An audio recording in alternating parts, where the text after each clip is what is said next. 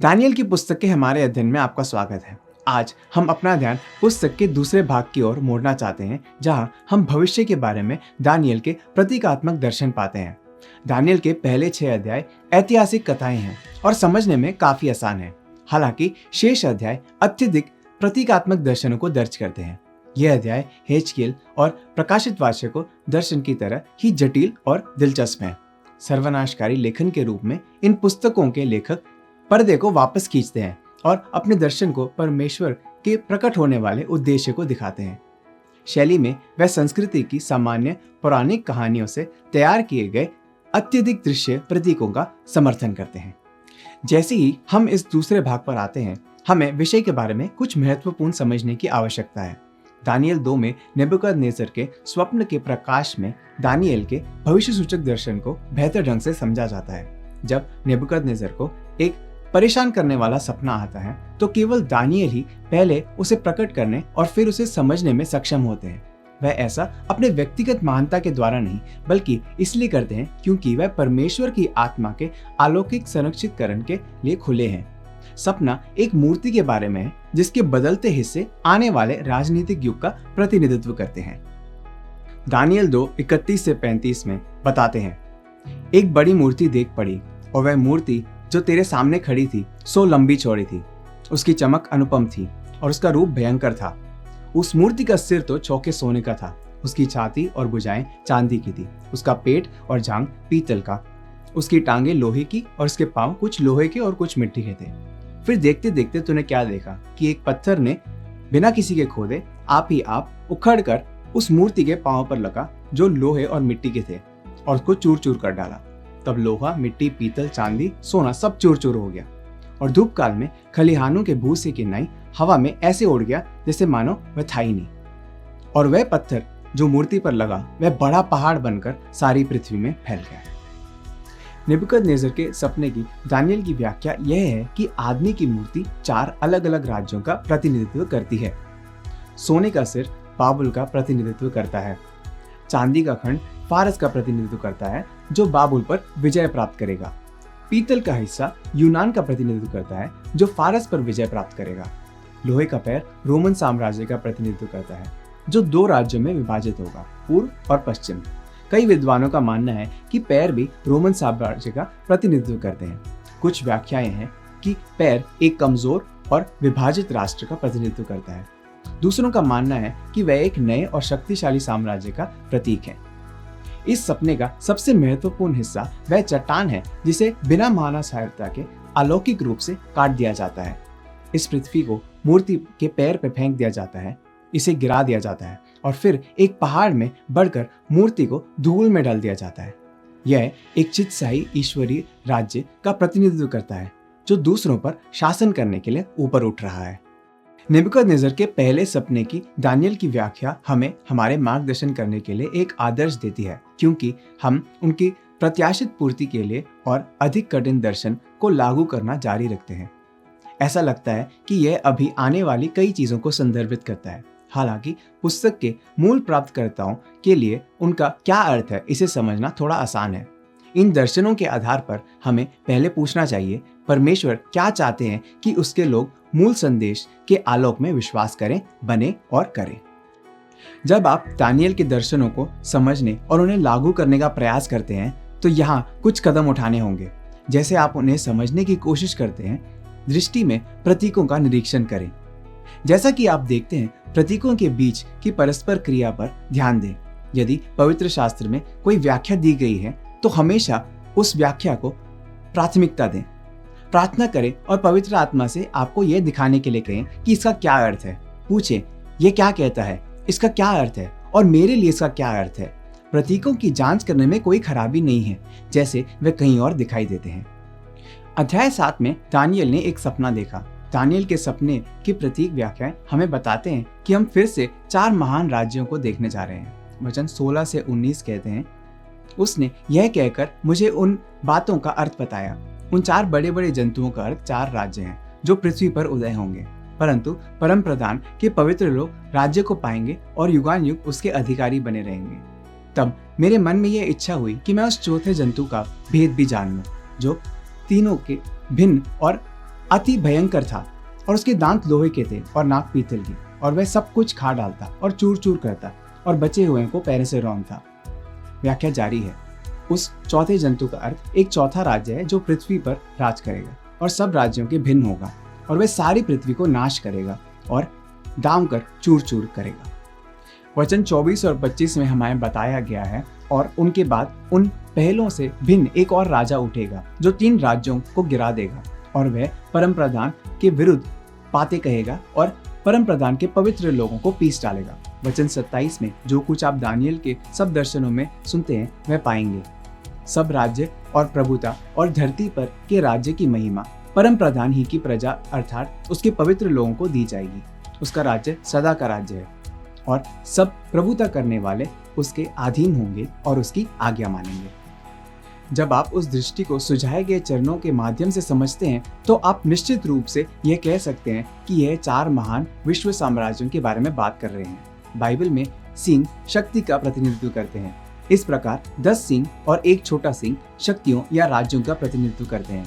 कई लोग चौथे राज्य की व्याख्या रोमन साम्राज्य के पुनर्स्थापना के रूप में करते हैं। इसमें संतों के आने वाले महान उत्पीड़न भी शामिल है। शायद ये मसीह विरोधी है जो नए नियम के साहित्य में प्रकट होता है।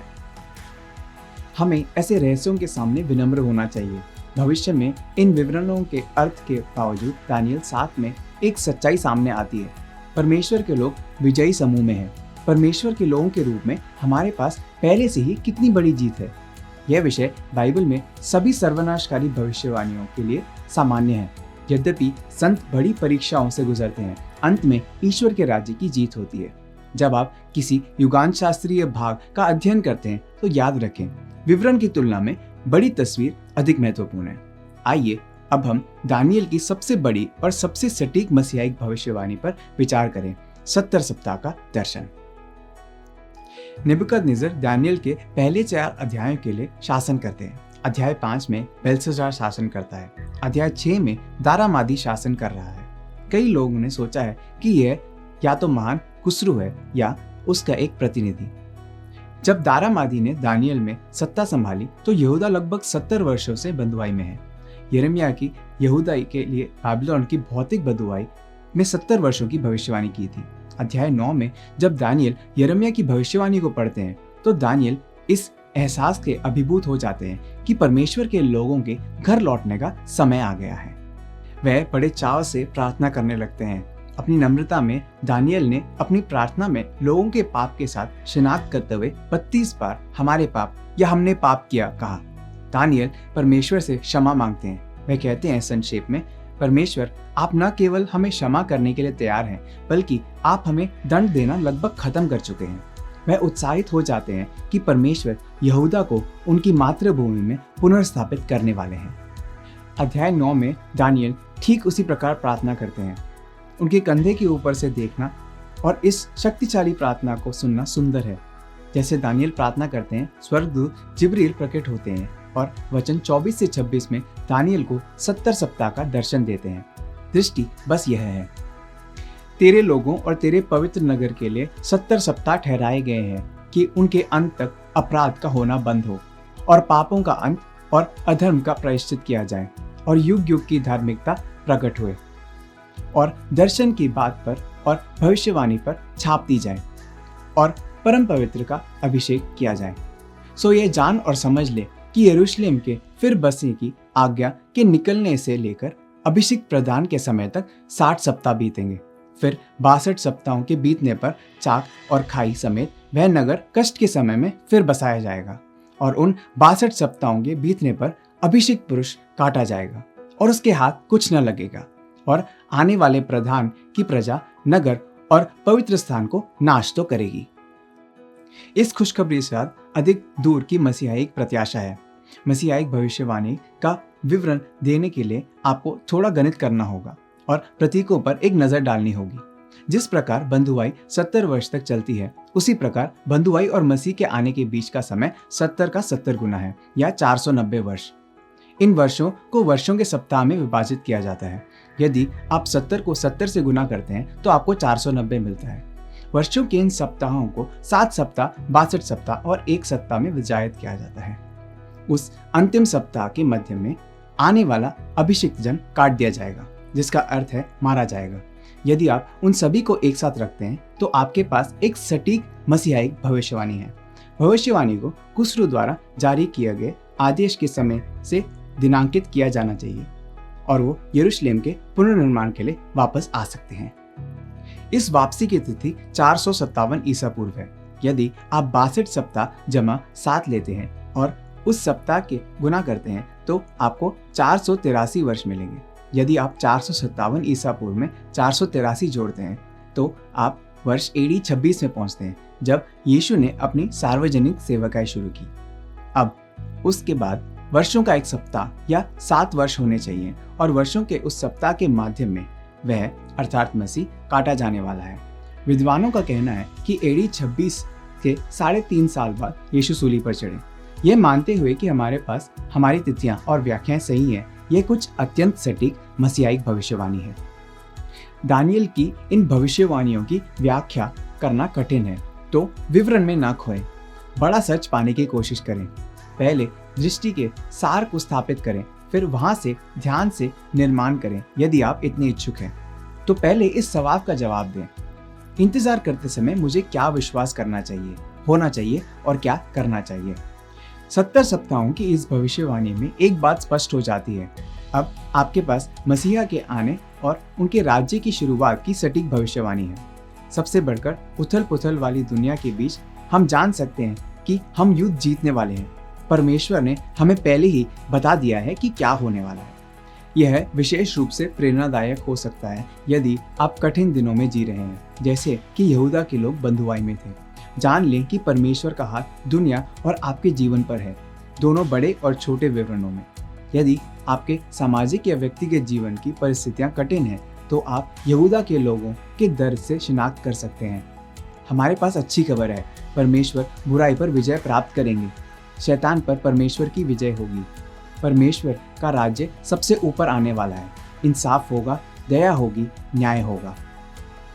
जैसे हम समाप्त करते हैं, याद रखें दानियल के ये सभी दर्शन हमें बता रहे हैं कि एक दिन परमेश्वर इस संसार को लेने जा रहे हैं और वह कहने जा रहे हैं यह सब समाप्त हुआ। इस बारे में कोई संदेह नहीं है और जब वह ऐसा करेंगे तो परमेश्वर जीत जाएंगे। परमेश्वर के पक्ष में होना हर मुद्दे का सही पक्ष है।